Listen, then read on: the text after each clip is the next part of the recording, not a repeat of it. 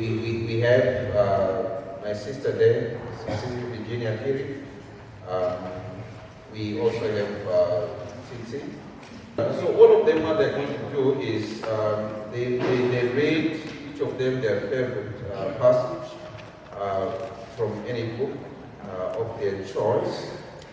Then they tell us why they have zeroed in on that particular passage as briefly as they can.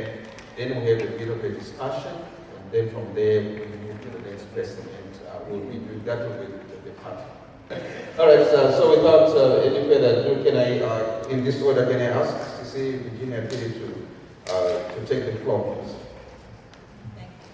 Well, first of all, I'd like to say it was as if Yvonne knew that I will have to read from this book, because the way she had written at the launch of this book, which is Stone Virgins, on the 16th of May 2002, she wrote in abundant love and kinship.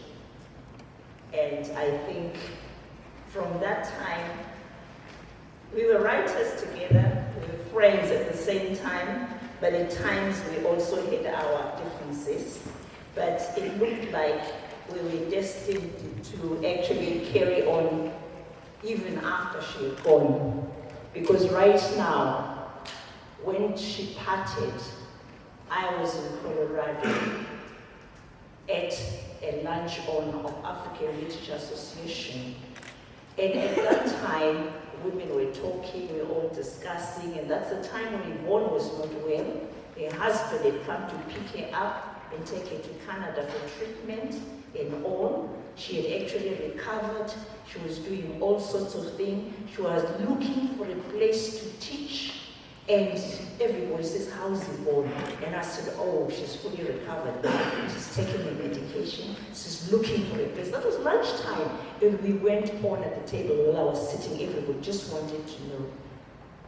And I tell you what, at that time in Canada, while I was talking, that is the time Yvonne was dying. I had no idea until her mom came back. And then I realized that whatever happened, somewhere, somehow, we were connected, or whatever made me to talk non-stop. By 4 o'clock, Becky Clark, who used to come to ZIBF, was looking for me everywhere. Have you seen Virginia? And the message was sent until I was 5. It says, Becky Clark is looking for you. Please can you report to room so and so. So I went there and she says, oh, sit down, Virginia, I have some tea. And I said, sorry, Becky, I was listening at the session. What do you want from us? She said, take it easy. And she said, I'm so sorry. We're talking at lunch about Yvonne at length. And Yvonne is gone. And I said, gone where? Because I knew Yvonne had recovered. I could not believe it. So whatever happened that time, the connection that we had, even in death, has kept me and Yvonne's mom so close. That's amazing. And last night what I did, I read this page to her. I didn't read the whole page. I just read half the page. And I think she must have felt, and she says, how are you reading? You don't read like that. And I said, Ma, I'm reading slowly because that's how Yvonne read. So I'm going to read just one page. I spoke to fill in the time because the time I've been given, I knew I'll have to say something in how I actually am connected or still connected to Yvonne up to now.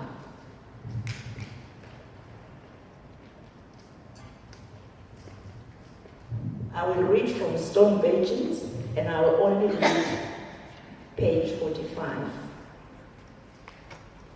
The women want to take the day into their own arms and embrace it. But how? To embrace the land and earth, the horizon, and triumph? To forget the hesitant moments, death, the years of deafness, and struggles. The women want to take time of resignation, of throbbing fears, and declare this to a vanished day. But how? And take the memory of departed sons and bury it. But how? To end the unsure sunsets, the solitary loneliness of the hills. Instead, nothing moves. The rocks solid as ever. The boulders are still not different. The trees are bare of leaves and carry a stunted lethargy silence. The women expect sudden and spectacular fissures on the rocks. They expect some crack, some sound that will rub over them like the lightning, and they will not need to ask if independence is truly here, or indeed, this is a new day. The women feel an immense pride. They bend in it. This is the most exalting feeling they have for those who have returned. The most prospective. They have endured the most agonizing absence, and this feeling is the most understanding emotion, the most accepting, the least demanding, the clearest, the least desperate, the most merciful,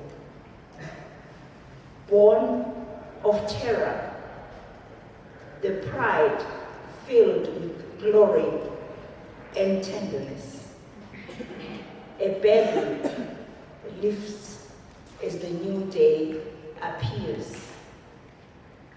The new day, a place to start again, to plan, hope, and banish despair, to be restored.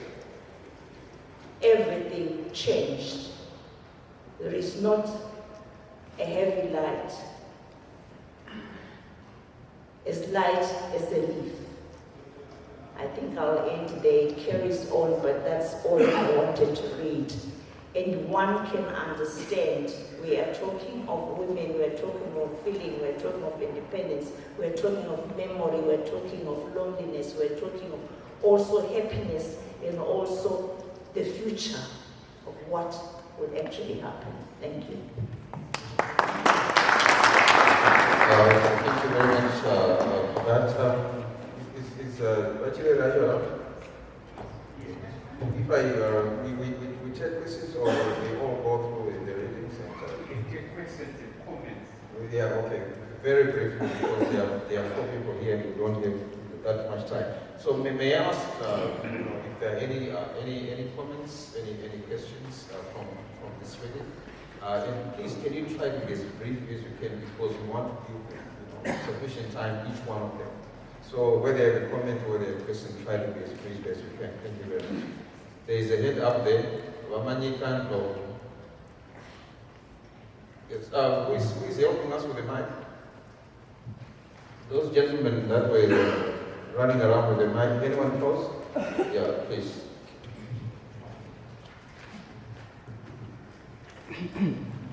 Thank you for the welcome. This is the type of writing I like. You don't have to understand it, but you get the feeling. You get like the words, the phrases that she was referring to. Here's a woman who represented other women. We need that. Thank you. Thank you. I think this is one of our legends. Unfortunately, she's not as celebrated as I would love to see. I teach composite literature. Ask them who Yvonne Vera is, they don't even know. They don't even have a clue. So I think as writers, we should do more to celebrate our legends. Thank you. Thank you very much. Let's stop there. Can you give it to? There's Block. Who's in what's up? Block, are you still? Yeah. There he is. Yes. Thank you very much. I also want to, commend Umama Yvonne Vera. She's one of the few writers who has attempted to actually capture the post-independence disturbances in Machiavellian in a very subtle way. She addressed that sensitive issue, and I commend her for that. Thank you very much, Block. Maybe one more. If not, then it doesn't matter. Can we give Virginia a round of applause? Good morning to all of you. My name is Tsitsi Nomsa Ngwenya. I'm a writer. I write in English and the language. I'm going to read from Ndabezindle Esigogo, usethi ebukhweni bakhe. Ilanga langolwesithathu kuleli lizwe emakhaya lilanga lokutshona abantu bephilanga, begiqika, bezinathela namatshwayo. Kayithintwa yonke imisebenzi enzima ngaleli langa, ikakhulu le eqondene lezasemasini. Ilanga leli kuthiwa lakhethwa yilitshe lasemathojeni ukuba likhunjulwe ngalo mayelana nomsebenzi walo lo ongaka wokunikisa izulu. Emizini eminingi eMandebeleni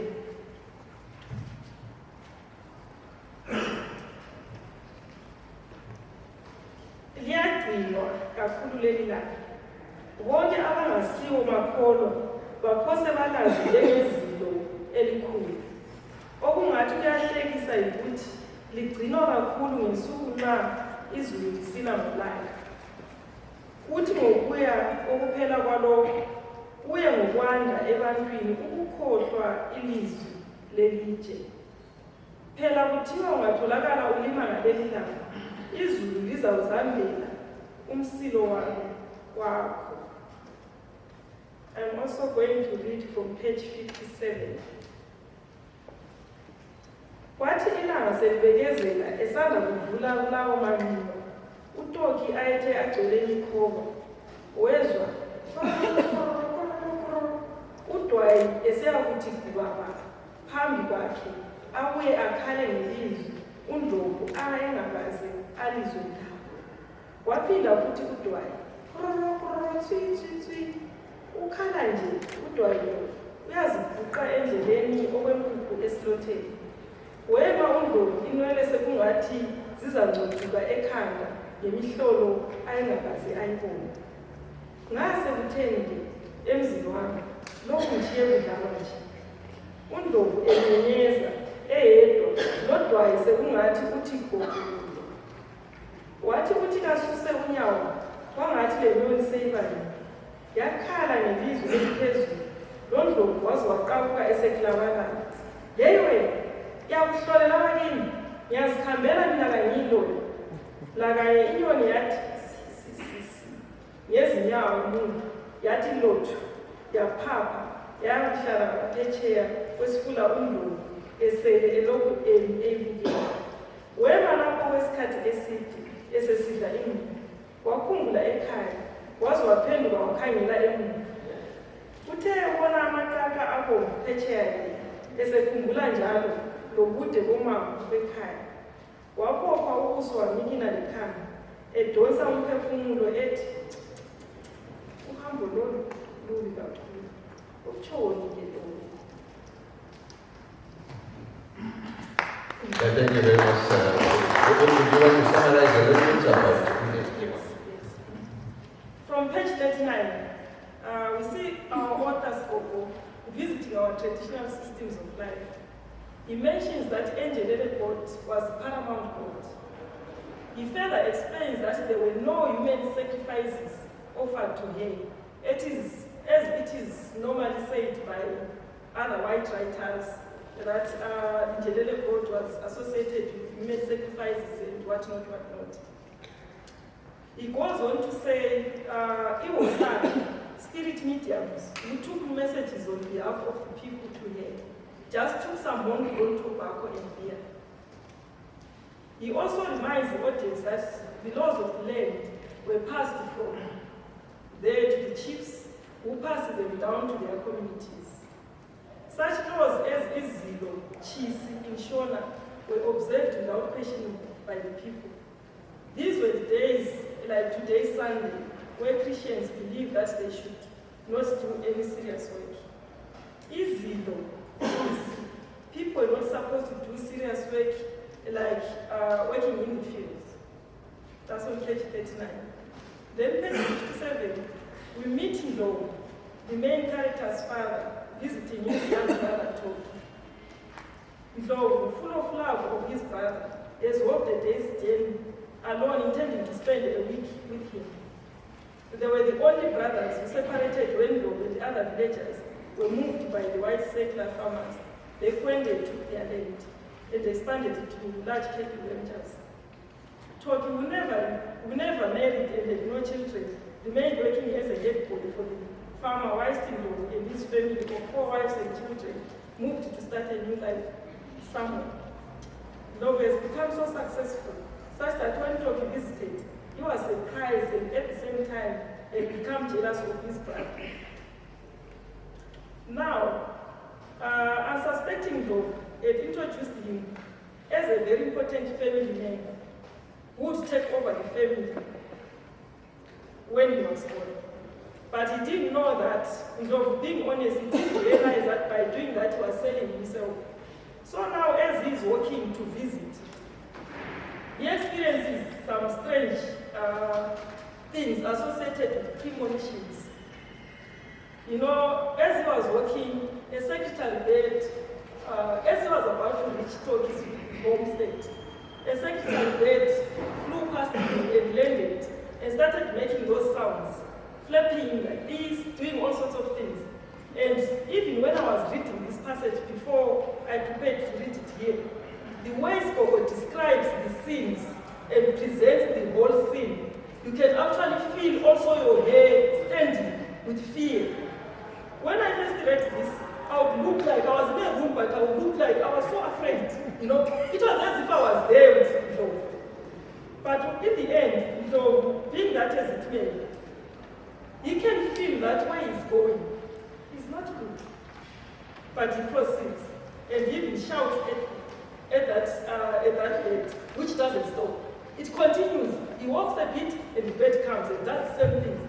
He's now afraid. He's thinking, what is happening at my village? Can I go back now? Shall I proceed? Shall I go back? But his heart was beating like fast, warning him that where you're going is not right.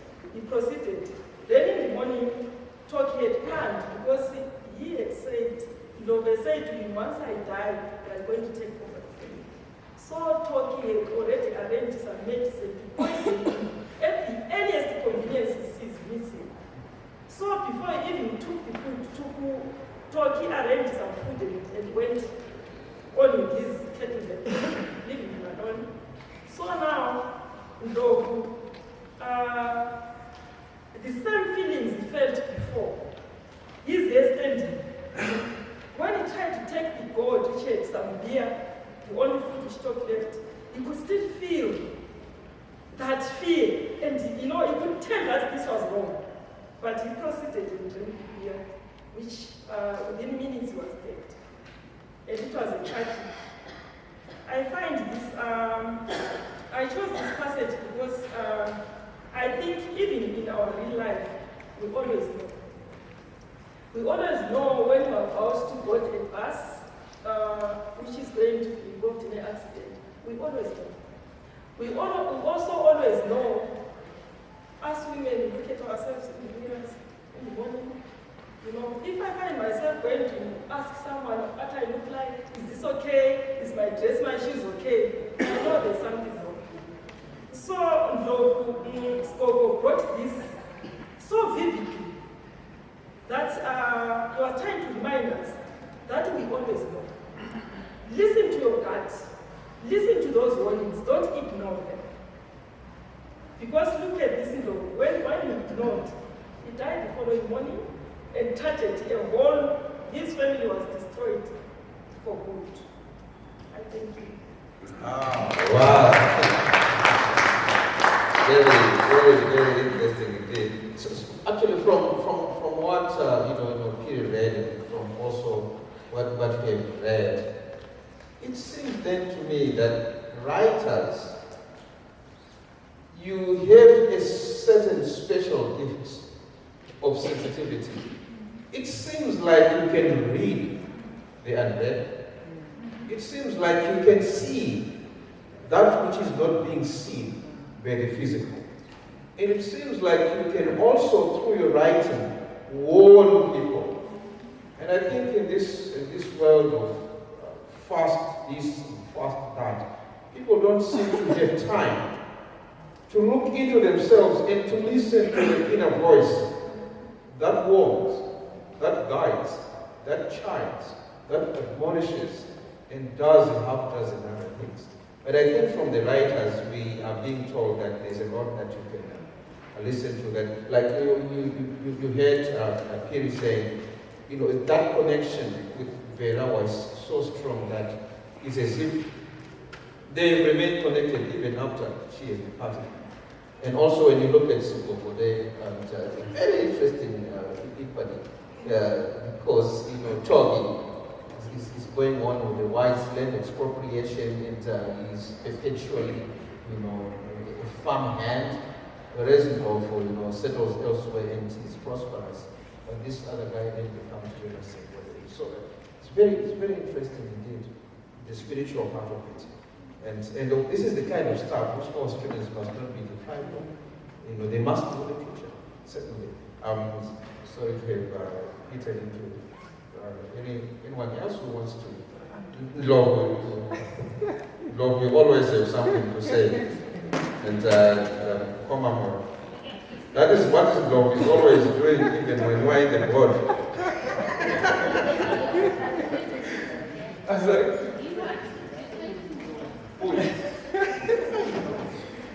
Thank you very much. Thank you very much Tsitsi, for that reading. I'm reminded of the late Dr. T. Machagailen. For the 2 words that have been read so far, he has done quite a lot. He has made available all the stone versions in Ndebele, in Ndebele. He, translated that into Ndebele.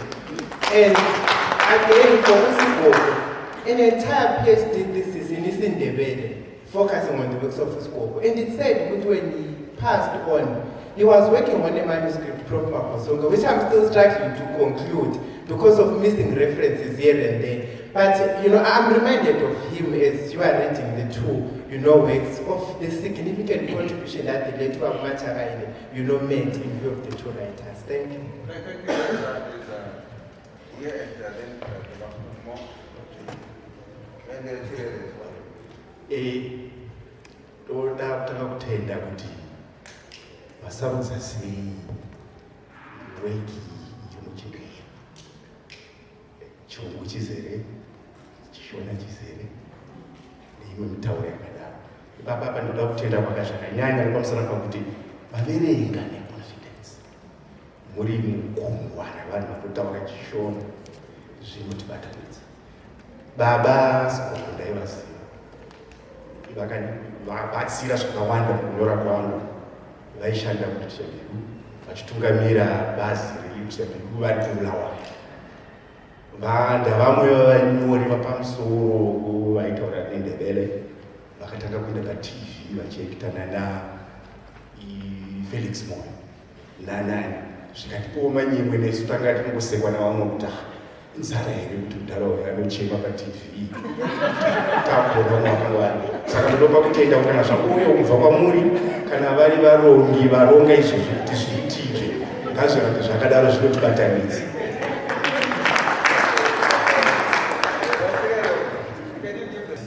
I've got a short question for Tsitsi and also for Engineer Piri and for even Londlof. A simple question.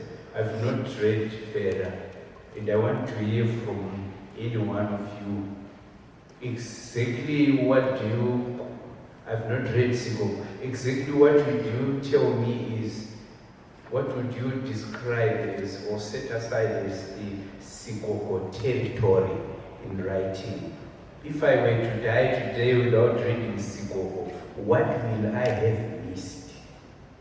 So, thank you. Hello? Oh, it's working. Okay. Thank you very much for that good question, Chirere. If you could read any of Sigogo's works, you would enjoy his language use. You would enjoy his proverbs, the idioms. His language is excellent. I read Sigogo over and over again, even when I want to write in English. He intertwines words and arranges his characters. You can never know what to expect next, on the next page with Sigogo's writing. I thank you.